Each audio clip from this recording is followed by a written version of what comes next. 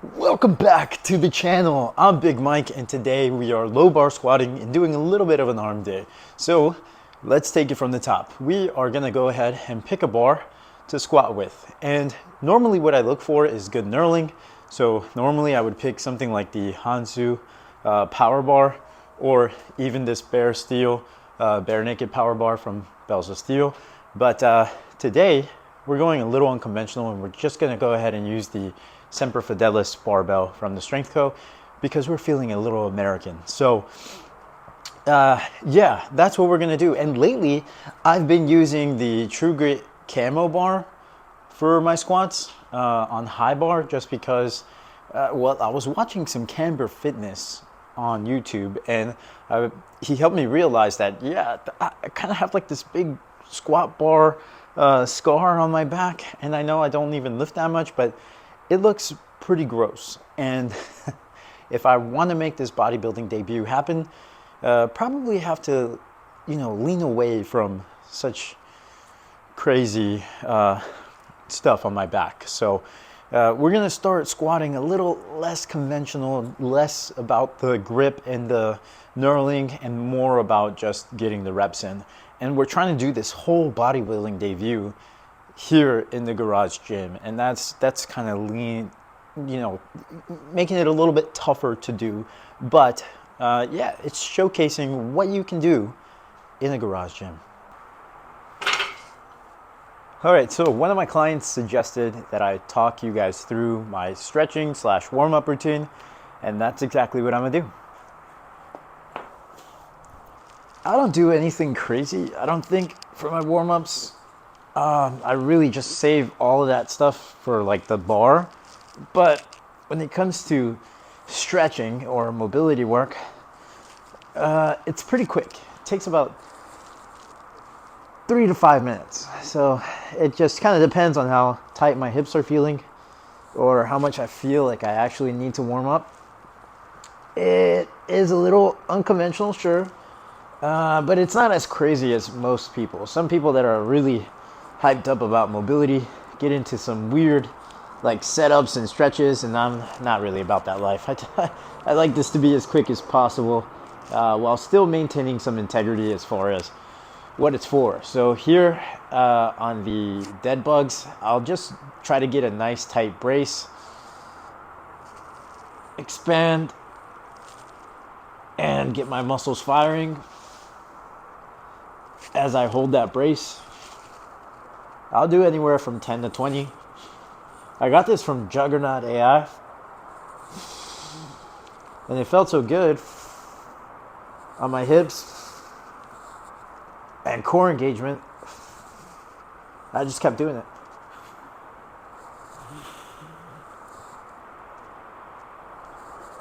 I do this every time that I squat. And sometimes when I bench, but it just kind of depends. Sometimes I am lazy. Anyway, from here, I'll do the same thing with my core, but I'm gonna do some hip thrusts, and I want to keep them as dynamic as possible, so that this way it kind of translates a little bit.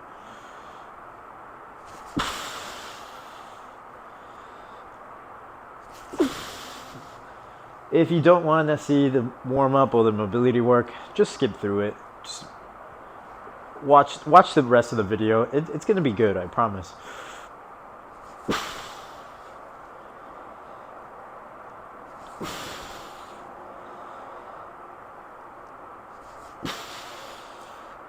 Today's essentially a 1 RM on squats, so we'll see,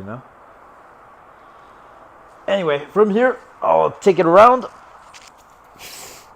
And I'm essentially going to do the same thing. Some people might even say this is a little redundant, but that's okay. I don't care what people say. So again, on these bird dogs, trying to engage, reach out nice and wide, but I don't want to have a hip shift. And that's tough because I can't really see what's going on, but I can feel it, and that's what matters. So even though I like to say to keep this short, the intent is what I focus on.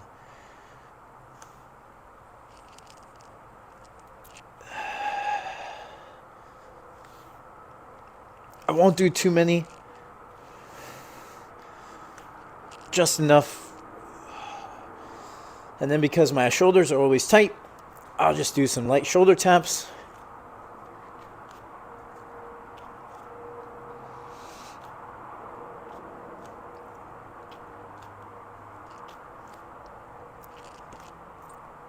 And then I'll do my last movement, which I introduced not too long ago, but essentially it's a deep stretch, tripod lunge here. And I'm reaching in to this hole, breathing in as much as I can. And then I'll breathe out and reach up high and out. And then I'll just shift my weight onto a stretch for my hamstrings. I won't hold it forever, just a little bit. And then do the same thing on the other side.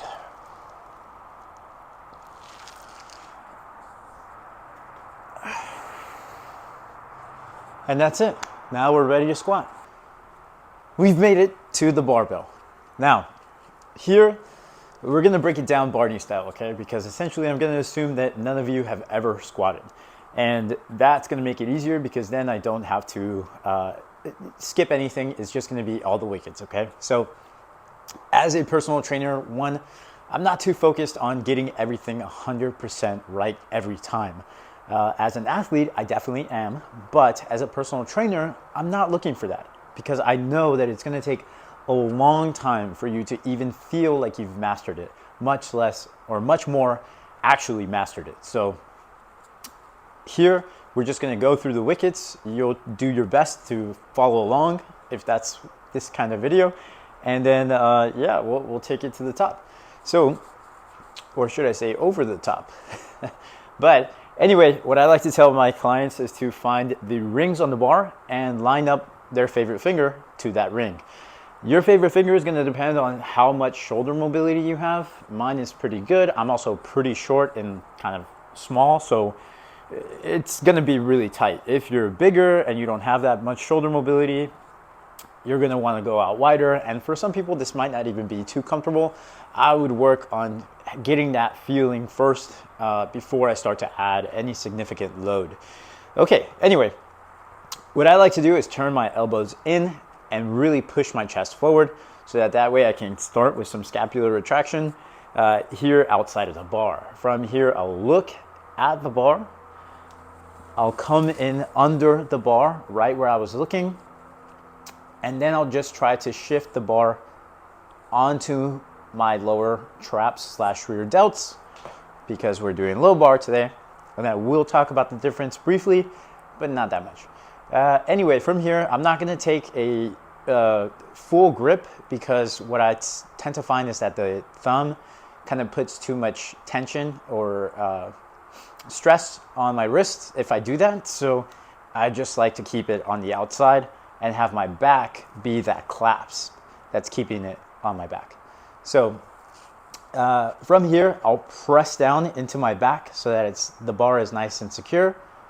I'll breathe in, brace, so I'm creating intra-abdominal pressure by pushing my stomach outward and creating more of like this umbrella feel with my ribs.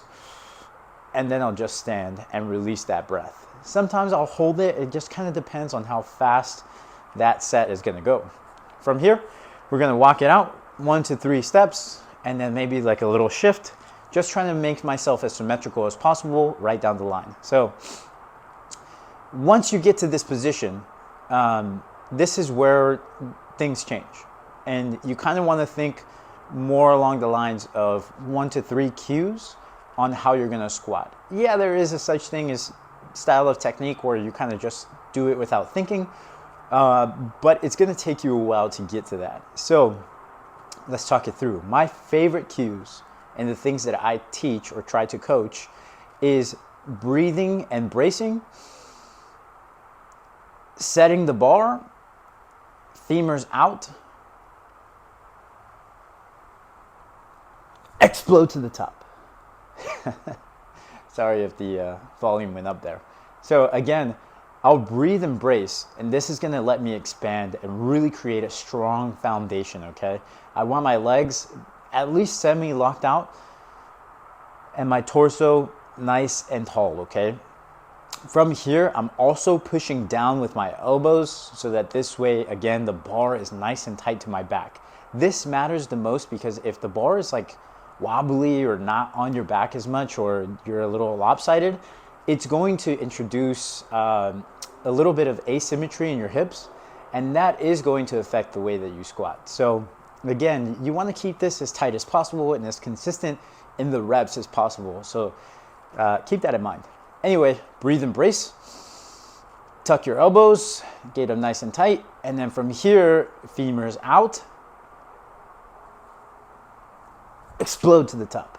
Again, same thing. Breathe and brace. Elbows down, femurs out. Explode. Little wonky. Let's try that again. Breathe and brace. Elbows in, femurs out. Better. Last one.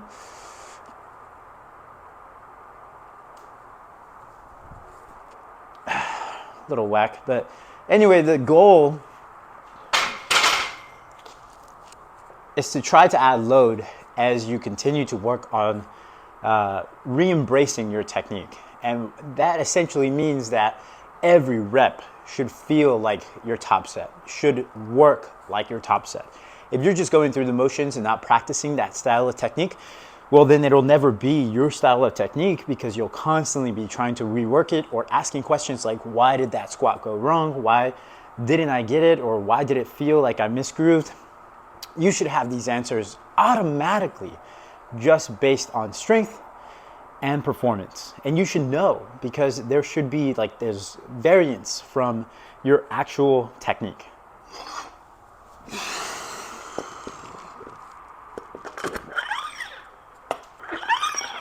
I'm gonna shut up for a little bit. I'm gonna do my squats, roll the B-roll, and then we'll talk about it a little bit afterwards.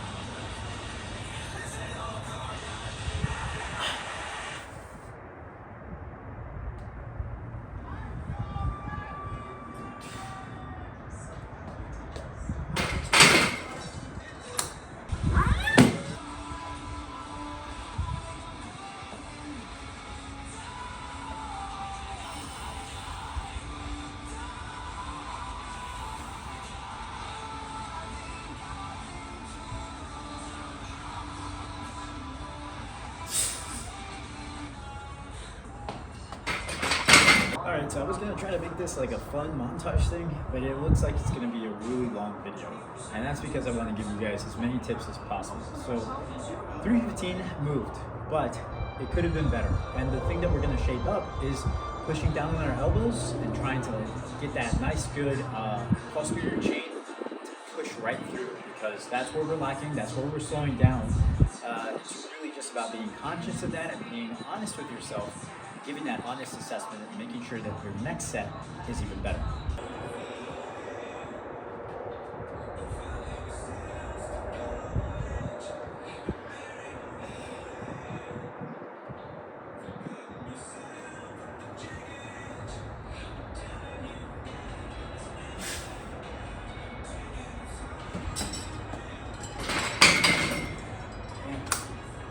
All right, that's gonna be it for squats, because it was a little bit too close to a 1 RM feeling. I'm not sure if I could have done another rep, but that being said, it was smoother. I like that one a little bit better. Yeah, I struggled, but that is probably just because I've been doing lots of reps of 10, nice slow eccentrics, pauses at the bottom, and so my CNS isn't really used to this load anymore. That being said, be conservative, I guess. So don't let your ego take too much into it. The most I've ever squatted was 341 for 3, and today I didn't feel like I could do 2 reps of 330. So things will change. That doesn't mean that you're getting weaker. It just means that the adaptation of that ability to, express your strength has gone down a little bit, and that'll happen in hypertrophy phases, and then strength phases you'll get a little bit better, and then that peaking phase will allow you to really express that strength. So that's how it rolls, and you got to be okay with that. Now that I'm in like a deep hypertrophy phase, it's not surprising. This is what it is. So we'll try to incorporate more things like this, but outside of that, let me know what you guys thought of this video. I hope it was informational. I hope it took you almost step by step through how you want to perform this barbell squat, or at the very least how I perform my barbell squat. And if you guys have any questions, leave them in the comments below. Like this video if you like this type of content. The last video didn't do so well, but I'll give you guys the squat and the bench video anyways, so that way, it's at least a complete series of videos. And that's about it. Yeah, subscribe to the channel, and I will see you guys in the next flex. You could not live with your own failure. Where did that bring you? Back to me.